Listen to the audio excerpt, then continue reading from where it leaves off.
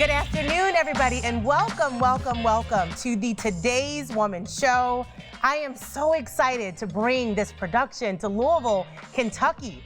And up here on stage with me, I have what I'd like to call some of the most amazing sisters. I know how we see them, but we hope by the end of the show, you see them a little bit different. Ladies, please, starting on my left, introduce yourself. Let us know how we see you and how you hope we see you after the show. Well, Tawana, I'm Jean West, and most people may know me as a buttoned-up reporter, anchor, medical journalist, etc. But I want you to see me as the mother of 3 sons and a grits girl raised in the South. Ooh, okay. And I'm Amanda Villaves. I'm a licensed marriage and family therapist, and some of you may know me as the director of Mental Health Lou, which is a community mental wellness hub. And what I want you to also see me as is a mother, a sister, a friend, a wife, and an entrepreneur who is working hard to create new conversations around mental health in our community. My name is Patience Fields, and people see me as a woman in the whiskey industry, someone who's incredibly funny and super loud. I see myself as incredibly funny, super loud, and in the whiskey business. Hi, I'm Colleen Kleins. Most people know me as Ancho Project CEO, an entrepreneur and a textile designer. I hope by the end of this conversation, you know me more as an avid ethical shopper and a firm believer that everyone has the power to change what they're spending dollars. I'm Coralie McEachern. I think a lot of people know me as or see me as a therapist, mental health therapist, licensed marriage and family therapist, relational and sex therapist. And I hope that people can also get to see other facets of who I am, just being a human, writer, dancer, dog mom, romantic, and someone who's placing her bets on herself and encouraging other people to place their bets on themselves and believe. Fantastic, there you have it. You know how we see them, but let's stick around so you can learn how they want you to see them. Thank you so much for tuning in. We'll be right back.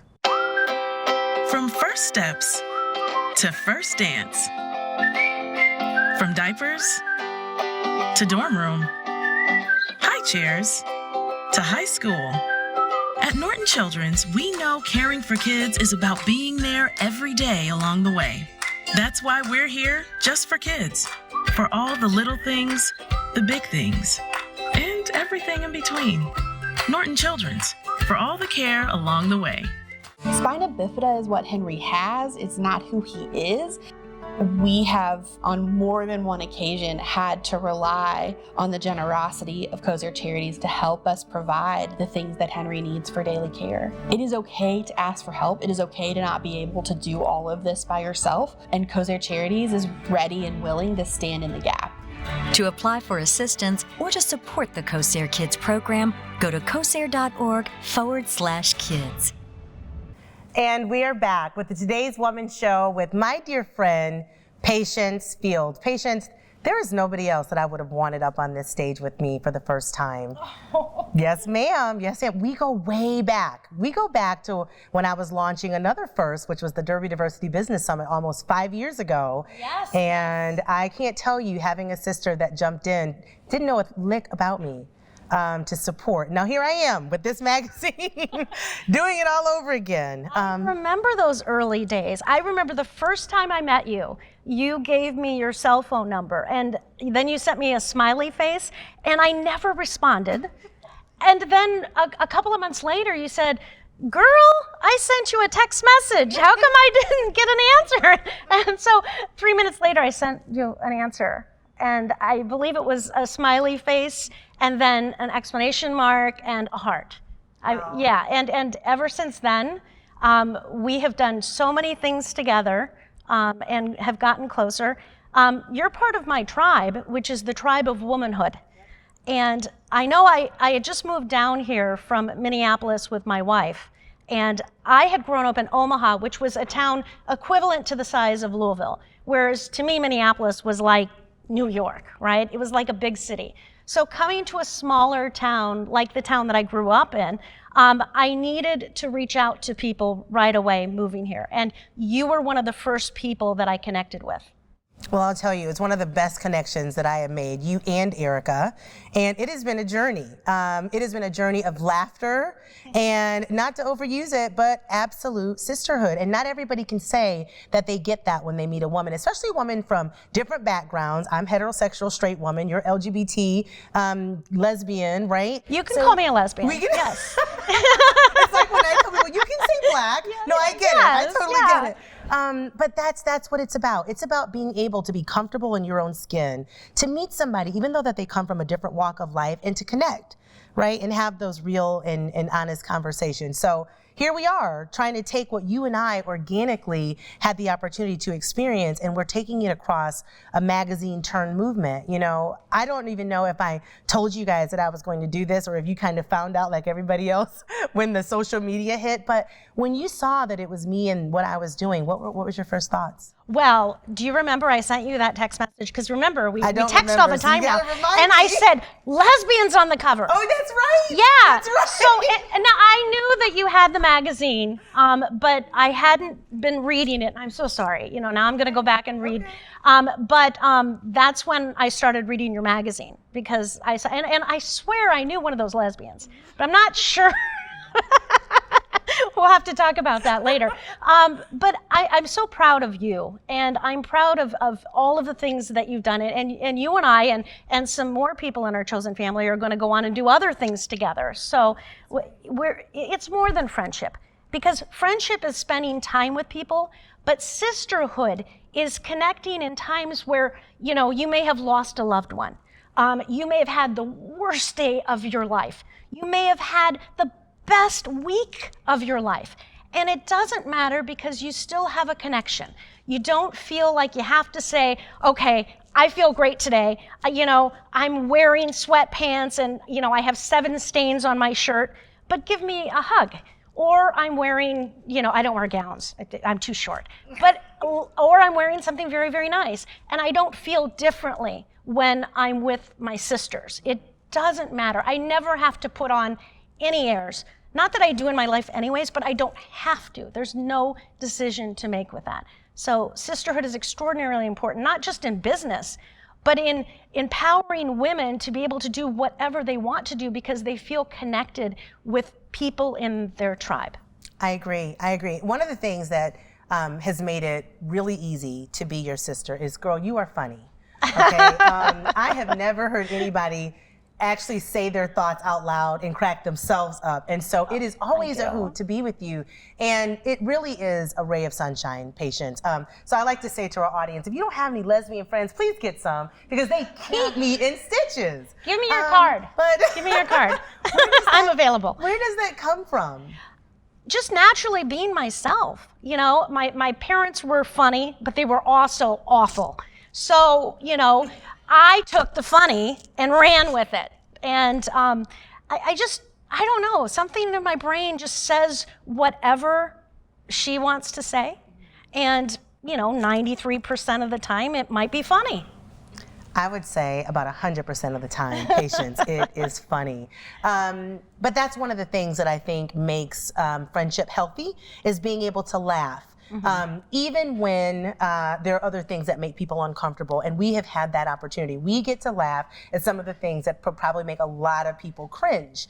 How do you balance that? How do you balance things that some people just don't really want to touch with being okay to just laugh about it? Well, here's an example. When Breonna Taylor happened in this town, my wife and I wanted to be part of the movement, but we didn't feel like walking for miles on end. So our condo is downtown. So we would open up the window, and when the marchers went by, we'd wave and we'd scream, and we knew a lot of people, and so we'd scream their name, and they're like, Patience, Erica. And, you know, so we tried to make him happy. And, you know, and there was one particular time, and I'm not gonna say who it is, but a leader in this town had been maced. And she was walking through right on Market Street where we live, and she saw us, And we didn't know that had just happened.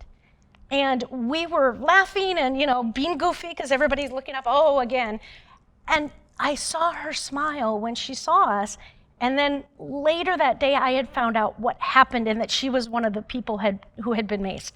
So it's just taking those moments where you don't really know what's going on, but if you can bring joy to other people and just laugh. It's not about making them laugh, it's about all of us laughing, because I love to laugh. But those moments, if you're just who you are and you are naturally funny, you can change the outcome of that person's day. And we did that day. Found out later. That. Yeah. I love that. I love that. But it really does boil back to you being comfortable in your own skin. And that's really what the new Today's Woman is all about. It is about how can you just be real, live in the moment, be your authentic self, and encourage others to do the same. You know, we had a conversation or a pre-event today, and you know, I mentioned the people that get caught like deer in headlights when something happens that they're just not prepared for. And my hope is that through relationships like with patients and the ones that you will connect with other women in Today's Woman and Today's Woman show, that you can live in a more authentic life. So we are excited about I have a present for all you. of our, And it's squished. Okay, I opened it. Open it. Oh my It's God. a good luck present. I'm afraid. It is a good luck present. Okay, am I opening this up on the show? I am opening this up on the show. Oh, it's darling, Patience. So there are women of many colors on that scarf. Oh, that's fabulous. How do we get this to be part of the We See You Sis collection? Gotta work on it. All right, everybody, stay tuned. We will be back to continue more with Today's Woman show. A lot of people are afraid. They are afraid if they feel something, they are afraid of the unknown because they don't know what they're going to be told, so they are afraid of what they may hear. But what they need to think about is if you hear it, and if you hear it early, then you can survive.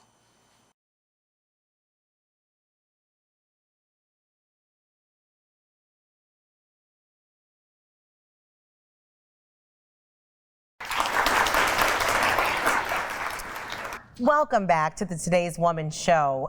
For all of those of you that are in the audience with us, remember to text #WeSeeYouSis to 818-818. We have giveaways from our advertisers, and we will be giving some of them away today to those of you that are here for the filming with us. And now we are going to welcome our guest, Colleen Kleins. Now, I will tell you, I was super excited to learn that you were going to be a new columnist in the magazine. And I shouldn't be this excited to talk about sex, but I am, and I don't know why. So we're gonna break that down today, right? Because you're also a therapist, so maybe you can help me understand. Why am I so excited to talk about this? I think there's a couple reasons, but I'll let you diagnose me, okay? The main thing is because I think that so many women are in different journeys where they are with sex. Either they're not having it, maybe they're having too much of it, if that's a thing.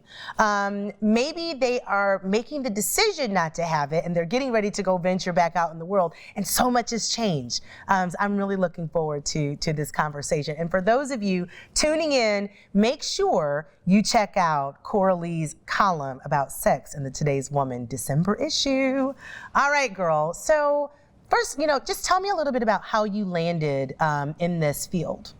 Yeah, and I'm laughing, but no diagnosing, because you and I are in armchairs together, sisters together, and so we get to be collaborative and just talk, which is lovely with sex.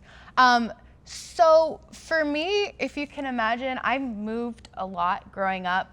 I think I moved 4 places by the time I was 12, so that meant adapting, that meant being a chameleon a little bit, learning how to adjust to different environments. And my parents have a very strong marriage and bond. They're actually celebrating, I think, their 50th anniversary next year. Oh, and they're probably having a lot of sex. Who knows? Whatever it takes to keep the bond going. But I have one best friend from childhood. Besides that, it was starting over each time. And so I think I was like, once I just meet my life partner, like, I'll be good. And So it started from a place of, if I just know everything there is to know about love and sex, I'll be good. Or maybe I just learn about it before I ever do it, and then it will all work out. And so that's not exactly how it happened, but, or, you know, of like just working out because you read about it. But that was the intent of, let me just learn, and maybe I'll feel safe, maybe I'll have opportunities, and really like a knowledge is power kind of hunger there. Okay, all right. Well, I'm gonna jump right in, okay? Sure. Complaints. Can we talk about complaints that you hear from women about sex? And if there's any fellas in the audience, just plug your ears. No, we're kidding. We want you to hear this. We need you to hear this. But talk about some of the complaints that you hear from women. Yeah, so for women or folks who identify as female, complaints that I hear a lot can range, you know, a variety of different issues. It can be anything from pain related to sex, usually penetrative sex, but it can be a variety of things. It also may include like desire discrepancies. One partner has a higher level of desire and the other partner has it much higher or much lower. And that's usually where you see an issue, is when partners have different levels of desire, because if they had the same level, there's really not an issue. Sometimes women may also have body image issues and stuff from societal conditioning, or even ideas about what I'm supposed to do, how I'm supposed to act in the bedroom.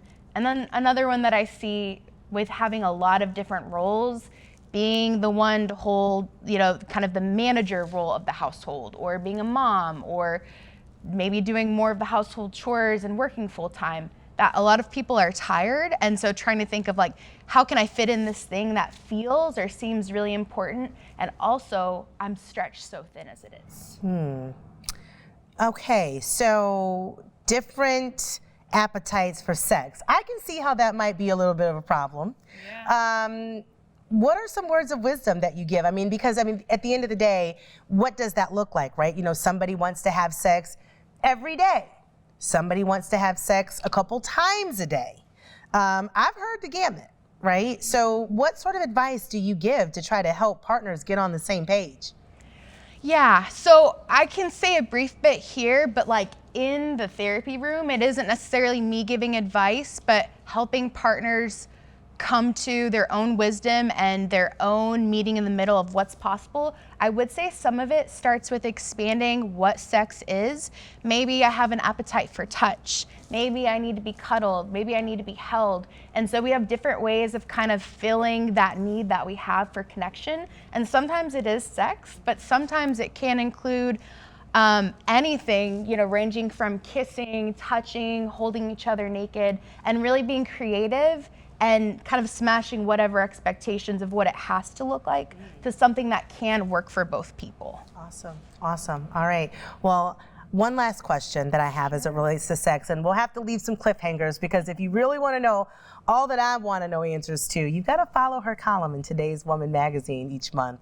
But tell us, what do you think are some of the things that are happening in the bedrooms with Today's Woman now? Yeah, I think that Today's Woman has a lot more knowledge and a lot more permission to be able to have pleasure in the bedroom, that her needs matter, and also starting to get words and vocabulary to be able to talk about that, to say what she wants. And if she doesn't know yet, that there's resources here at Today's Woman or resources with her girlfriends that she can start to find out, and that her pleasure matters. I love that. Our pleasures matter. Our pleasures matter. All right, well, it is time for us to wrap up and take a break. But on the other side of this break, we're going to meet with Jean West, a dear friend of mine, and we're going to talk parenting. Parenting today, parenting now, and how we're making it through.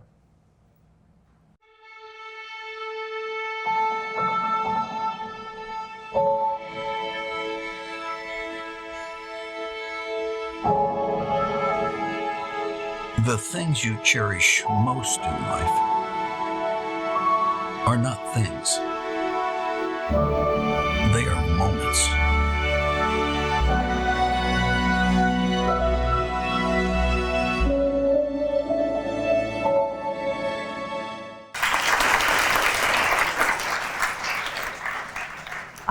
right, welcome back. We are live with Today's Woman Show and another dear friend of mine, Jean West. This morning we have been talking all sorts of things, sex, authentic sisterhood, and now we're talking kids. This will probably be the most provocative of all of them. Welcome, Jean West. Hi, Tawana. How do you follow sex? I don't know how to go from that, but you know what sex gets you? Children. That's right. So yeah, we both are mothers of sons, and when I was expecting my third one, a neighbor gave me a sign that says there's a special place in heaven for the mother of 3 boys, and I sure hope she's right. I think she is, and I have 2.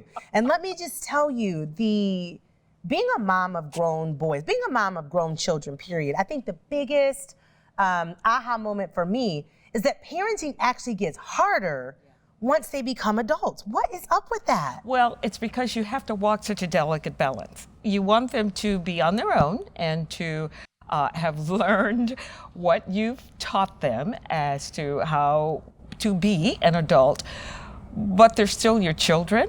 So you still worry about them, and you worry about their jobs and their partners and their future. Oh, wait, stop, Jean, partners. Oops.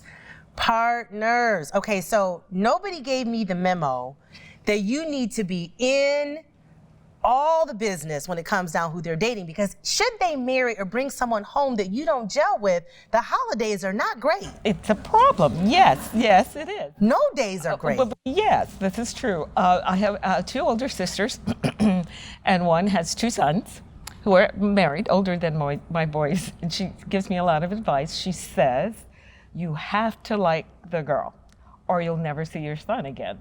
So, yes, suck it up. And you said, oh, yes, that dress is lovely. And thank you for this gift of Eve Arden perfume for Christmas. I wear it every day. Or, because they now, the old saying, your daughter is your daughter all her life. Your son is your son until he takes a wife. It's true. I'm not going to spend too much time on this topic because I am on the struggle bus, Jean. I am on the struggle bus. But I will tell you, it really kind of hit me. It kind of came out of nowhere. And I am what I like to say, really truly playing a balancing act. And as I speak to my friends also who have sons, or in some cases, those who have daughters who are dealing with this man that their child loves, but they, don't so much. Yeah.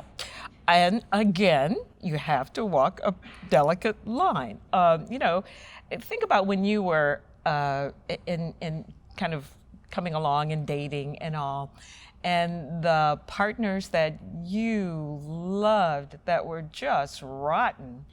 And if your parents would say, you shouldn't go out with this person, that made you want to go out with them even more.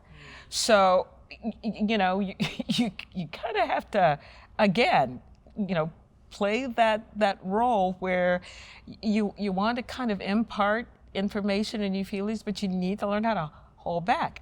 I'm planning a wedding. Finally, one of them is engaged, and they're old. They're like 35, 33, and 29. So, and fortunately, I am in love with this young lady who's the fiance. She's wonderful. So she's including me in all the wedding planning and all. Smart girl. But there's still a, I like that. Well, I like this one better. Okay, well that one's prettier. So you just have to do that dance. Well, I tell you what, I'm gonna work on that. It's not easy to do because again, you know that your heart is in the right place, and you know that you are only thinking about them both.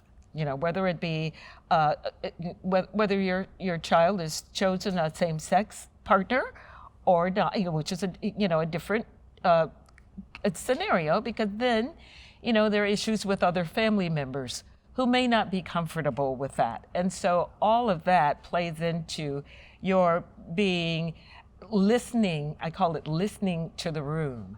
Know when to speak up and know when to back off and know when to apologize and say, you know, I said something I probably shouldn't have said. I didn't mean it that way, but in my heart, I'm only thinking about you.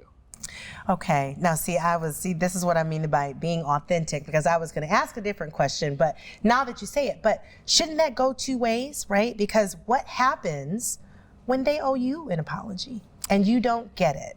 Then you demand it. I had to do that last week. It's just, you know, I don't appreciate the way that you disrespected me, and I think you need to apologize. All right, we're going to take a quick break, Jean. I want to dive into this just a little bit more. We'll be right back.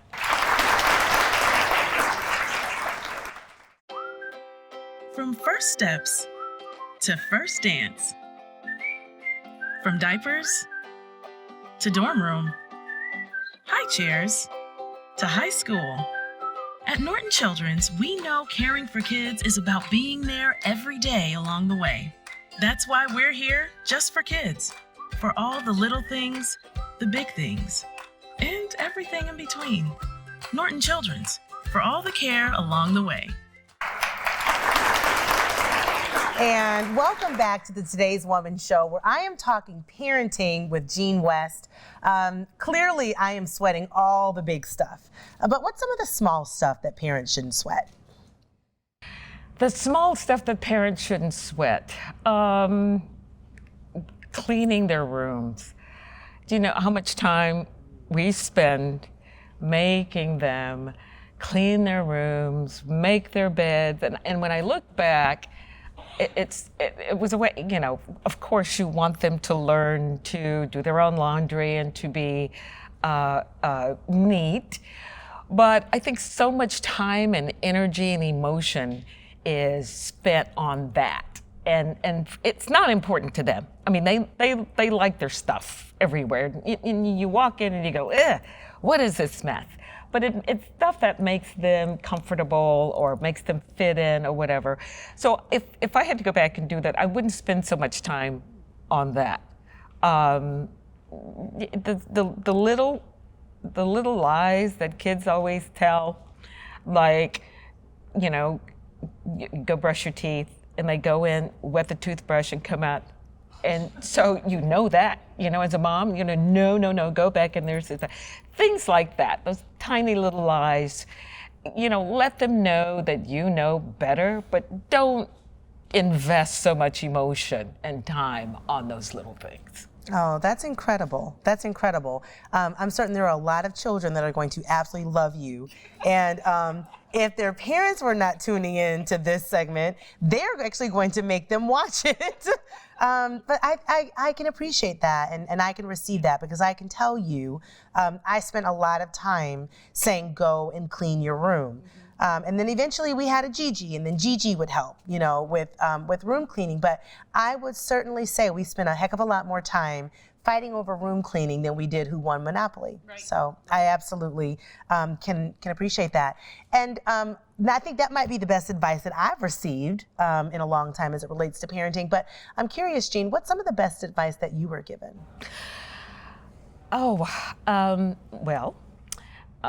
My older sister, when I was pregnant, said, okay, well, you'll never have any money and you'll never have a clean house again. And so she said, then don't stress about that. And she was right on both counts. So, you know, planning, first of all, talking to your kids about money. Everybody should do that from an early age. I paid my boys for good grades. If they had, you know, they got, when they were in elementary, middle school, they got $25 for A's, $15 for B's, nothing for C's, and they paid me for D's. So they wanted the money. Awesome. I think that is fabulous. Well, it is time for us to take a break. Jean, it's been a pleasure to have you. And I'm looking forward when we come back. Are you drinking too much? Spina bifida is what Henry has. It's not who he is. We have, on more than one occasion, had to rely on the generosity of COSAIR Charities to help us provide the things that Henry needs for daily care. It is okay to ask for help. It is okay to not be able to do all of this by yourself, and COSAIR Charities is ready and willing to stand in the gap. To apply for assistance or to support the COSAIR Kids program, go to cosair.org/kids.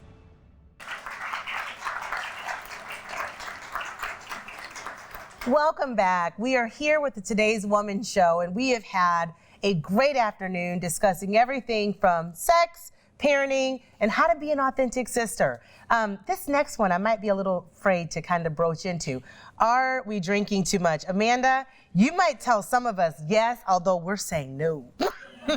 Yeah, we are in a bourbon town here. This is going to be fun. This is going to be fun. This is going to be fun. But I mean, the reality of it is, you know, some people are doing like a New Year's Eve resolution every month. I'm not going to drink so much. I'm going to do this. But some people are really drinking because they're having a good time. How do you balance having a good time without overindulging? It's a really good question. I think it's so individualized too, right? That people need to probably just be mindful about what their usage is. How are you using alcohol? What role is it playing in your life? You know, if you find yourself drinking to have a good time, but it's like every single night, you know, you might start to kind of question a little bit. What role is this playing in my life? Or is it possible for me to have a good time without having a few drinks or 10 drinks or whatever it requires for you? Might be the magic number for some. Quite a bit, yeah. It's been a tough year, right? Not just 2021, but also 2020. People were at home. They were on quarantine. Some people were at home just because they were afraid the country was in a dumpster fire, right? And so there were a lot of people, adults, that turned to the booze. What are some of the things that you've seen with, you know, you had the pandemic, you had racial tension, and just recently there was a warning that came out saying that there's mental health on the rise in youth. What are some of the things that you're seeing with adults as it relates to just drinking and mental health overall? Yeah, I think, well, all the things you're talking about are just stressors, right? And a lot of people turn to some form of coping mechanism when they are under stress. And while we therapists love to say, you know, like breathe, meditate, take walks, etc., a lot of times I think people, especially when they're under extreme stress, are like, that's not enough. That's not giving me that quick fix. And having a drink might actually give you that quick fix. So that gets started, you know, Monday night drink before bed, and then next thing you know, more and more and more. And again, you kind of have to check in with yourself, see why you're drinking. What are your outlets? Think about your other outlets. How do you cope with stress? Especially when you are stuck in a home with your children or your spouse or your roommate or whoever, trying to manage all those relationships. Well, I'll tell you, many people have said that they have definitely been drinking a whole lot more since the pandemic. How are you helping them to break new habits? So one thing is just really, again, helping people get to the root. What is the reason you're drinking, right? Is it, I have a cocktail every now and then when I go out with friends?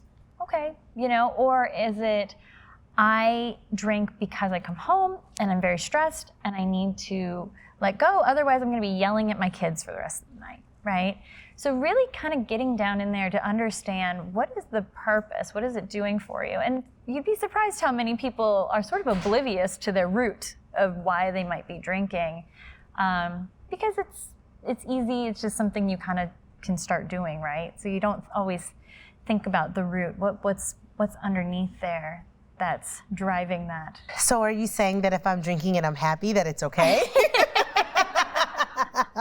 I feel like I have to be very cautious about how we talk about it, yeah. But I do think there's also a big piece that in our community, we talk about alcohol in a way that maybe does a disservice to people, right? Because it's, you know, people will say, well, I'm not an alcoholic, so it's not a problem.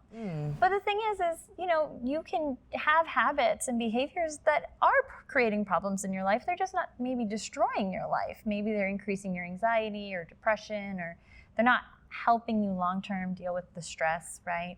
So you can start to find the root and then make slight changes, like find your people. Who are your people who are gonna help you? You know, if you go out drinking with your friends and they're all drinking. My people like to drink, yeah, and right? they're all drinking and you say, I don't wanna drink tonight. Are they gonna support you? Well, I think the bigger question, and maybe it's even the elephant in the room, and some people don't want to hear this, but you know, using the word alcoholic is a bit taboo. But as a professional, when would you say a person is borderline alcoholic?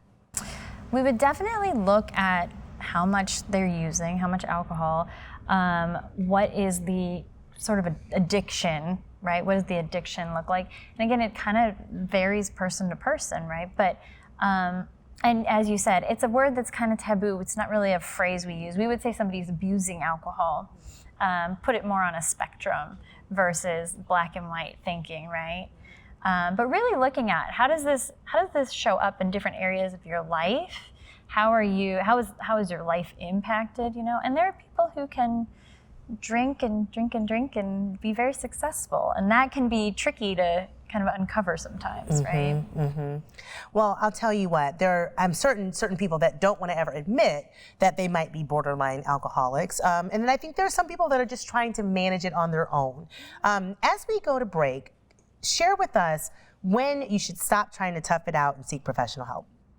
I would say if you feel any point that you're kind of questioning, you're thinking, or you notice, you go to grab that bottle of wine because you're going, oh, I've had such a stressful day, right?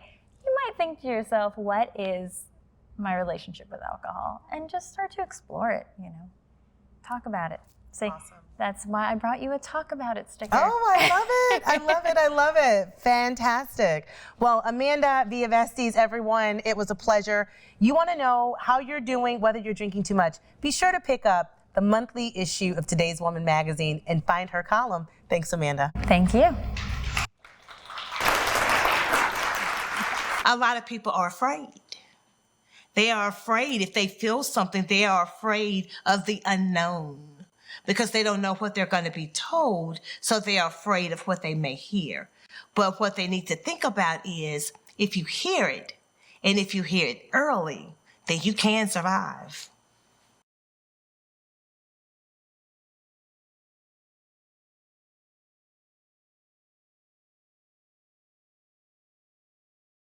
Welcome back to the final segment of Today's Woman Show. We are here with Colleen Kleins. I have to tell you, I enjoyed so much the photos and the imagery of you and your sister and the work that you all are doing here in Louisville. It is an honor to have you here on the show with us.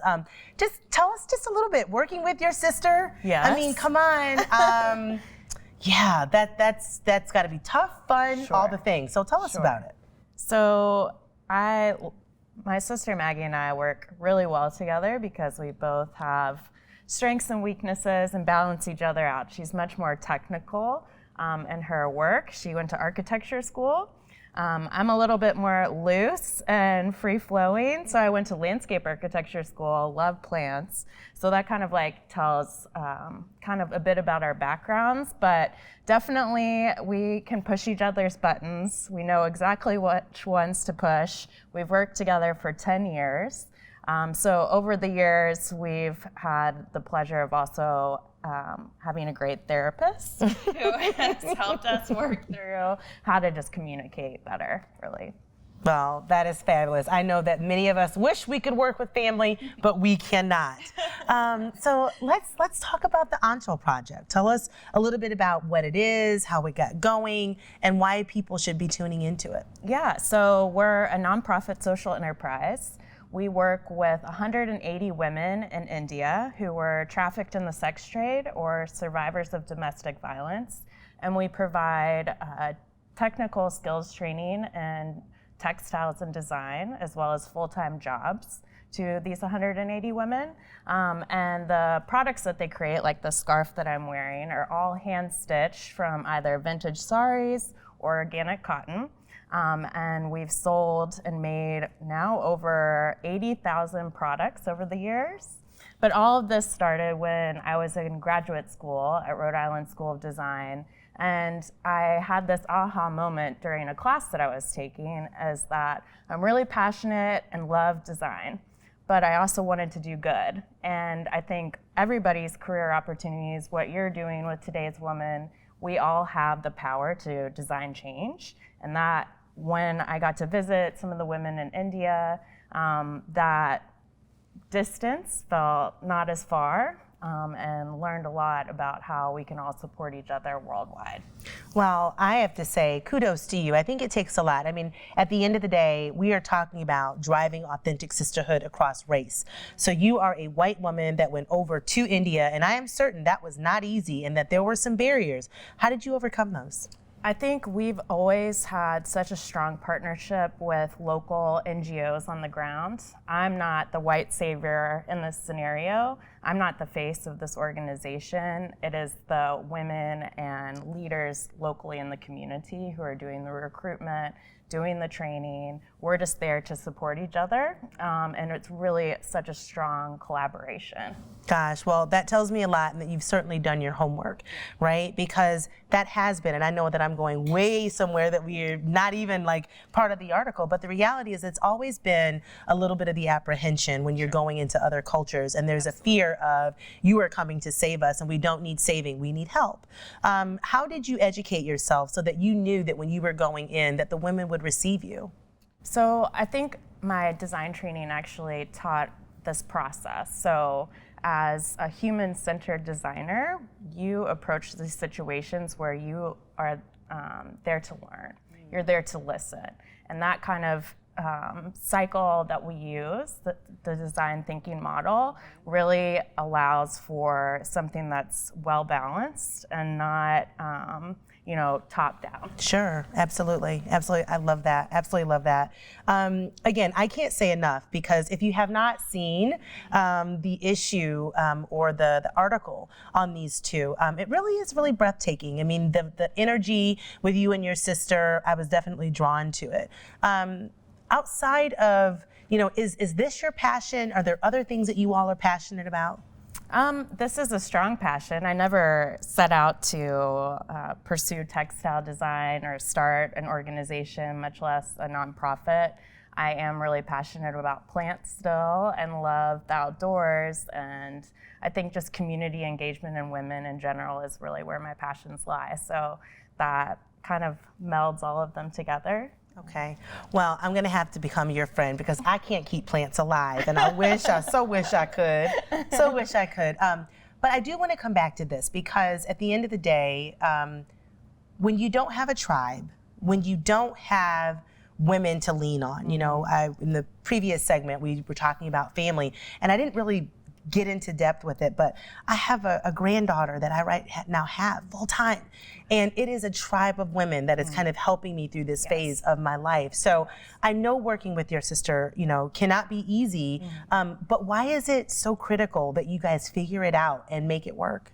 I think, my mom taught us in the very beginning is like, we would fight and have little arguments, and she was like, sat us down and she's like, look, you guys are gonna be each other's best friends through and through no matter what. So you gotta work through this to support each other. And I think beyond family too, in India, all of our artisans, it's common for them to call each other sister, but in Hindi it's Didi. So we call each other Didi all the time within our office, and my sister as well. So I think regardless, sisterhood is such a powerful thing. I would not be here today without the sisters in this room right now. I love it. I love it. So I know that we're almost at time and we have to wrap, but we always talk about all the good, right? I'm certain there have been some moments where you wanted to walk away. Sure. And that's probably polite. I'm sure there's some other things you might have wanted to do to your sister. But tell us a little bit about some times that you all had to fight through, and remember that you were each other's Didi, and remember what Mom said. Sure. I think we've both had our health scares. I had cancer, Hodgkin's lymphoma at the very beginning of starting Ancho, and I think that when those are the moments, like the challenges personally, I think recognizing beyond like business challenges. It's like personally that we're there to support each other, and that's kind of the most important part. And despite challenges on the ground in India or shipment delay, which has like been part of the saga this year, is like we're doing something for our higher purpose and power. Fantastic. Awesome. I love your vibe and your energy. Welcome to the Sisterhood, Thank girlfriend. It has been an absolute pleasure for everyone that is tuned in with the first episode of Today's Woman. As we leave you and bring all the women back, there's a couple things that I want to make sure that you all are keeping abreast of. Don't forget, mark your calendars, Race to Privilege will be launching in 2022. It is an episodic illustration, cartoonish podcast, if you will, of 5 women of different backgrounds that are living their best lives, but not doing it all the way the world wants them to do it. It'll be a lot of fun, another outlet for how We See You Sis connects women from all different backgrounds. We'll see you back soon.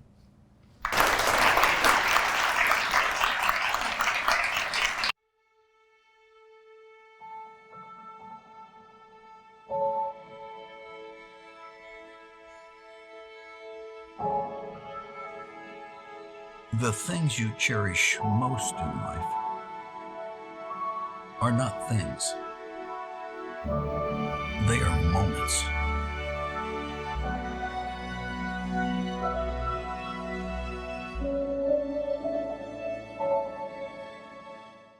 Welcome back. So there you have it. Today's sisters have talked about everything from kids, alcohol, sex, being authentic. I want you to know we want to hear from you. We want you to chime in.